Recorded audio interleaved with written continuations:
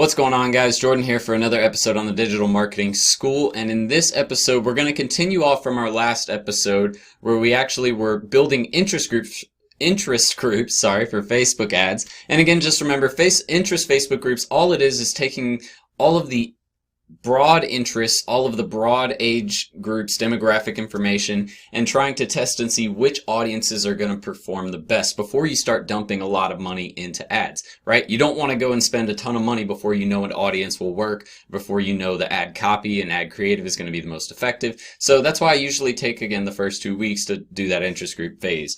But now we're going to move, and so you've done the interest group, you've done all the testing to make sure that it's going to work, or that they're performing highly. So now that you have some high performing ads, you're going to scale them, right? Do more with them, make more money off of them. So before you start, and we'll just look at the document, most of this is going to be covered in the document.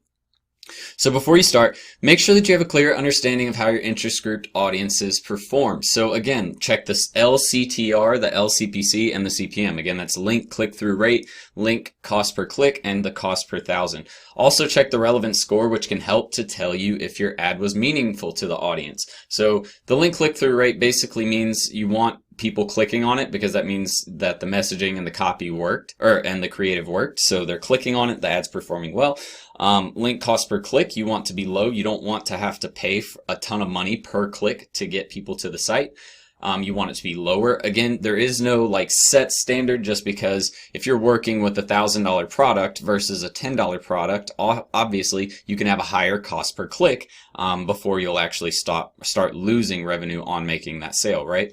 And then the cost per thousand, you want to keep that between $10 to $15. Again, if you're selling a higher end product, or if it's something that's just not a super popular product that everybody would buy, your cost per thousand might be a little higher than the $10 to $15 range. Just keep that in mind when you're building these scores. And then finally, the relevance score, like I mentioned, it has a lot to do with how your ad copy and creative related to the audience that you were trying to target. So you want to make sure that the ad itself was actually working and that it was relevant to the audience you were showing it to. Facebook has a little thing. You have to go directly into the ad set to view that in the analytics or in the ads manager.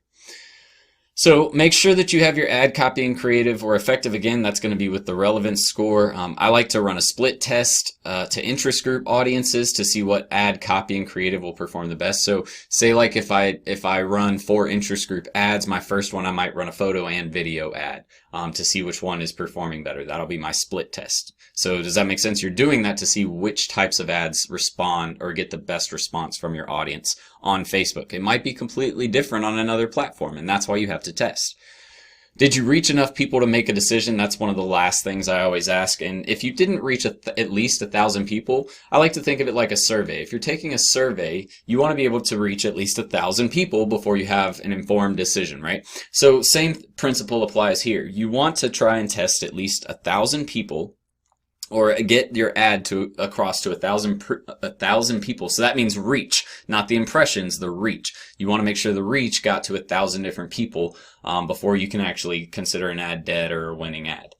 And that's just, again, some quick tips to help you analyze. And then once you've analyzed your ads, you need to determine the following: what age groups perform the best, what genders perform the best, what interest groups perform the best. And again, your ad copy and creative is going to be key. So you want to make sure you look at those and see which ones performed the best. Building the ad sets.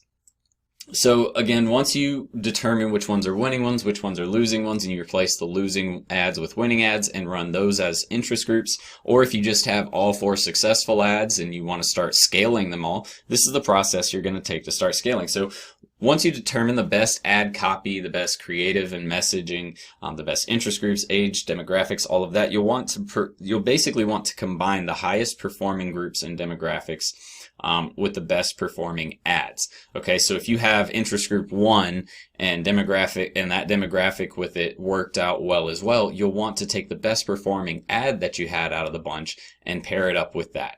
Okay, again, make sure to check these variables. That's just a quick little note if you need to check your ads manager platform to see if they're doing well.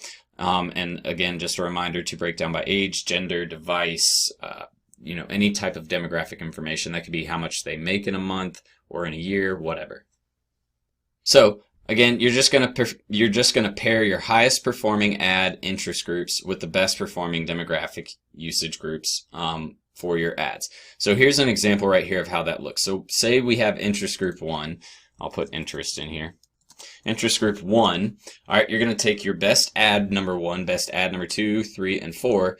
You're going to pair them with interest group 1. You can see right here all of these interest group 1. And this is just a note, you don't always have to include the device or platform. That's just if it makes sense for the ad that you're running. So the interest group 1 is paired with best ad 1, paired with best ad 2, best ad 3, and best ad 4.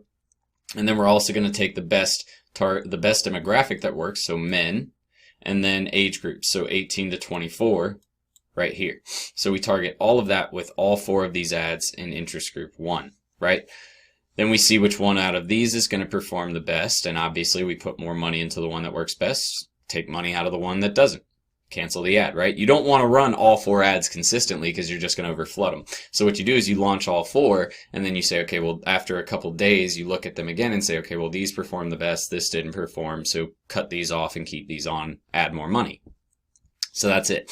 And then in the next part of this, we're just going to say we were targeting women, but women, the age group 25 to 30 did the best. So we're doing the same thing we did with men, add 1 with interest group 1, targeting women 25 to 30 because that interest group worked the best for women, right? Or that demographic information worked the best for women. This was still the best interest group.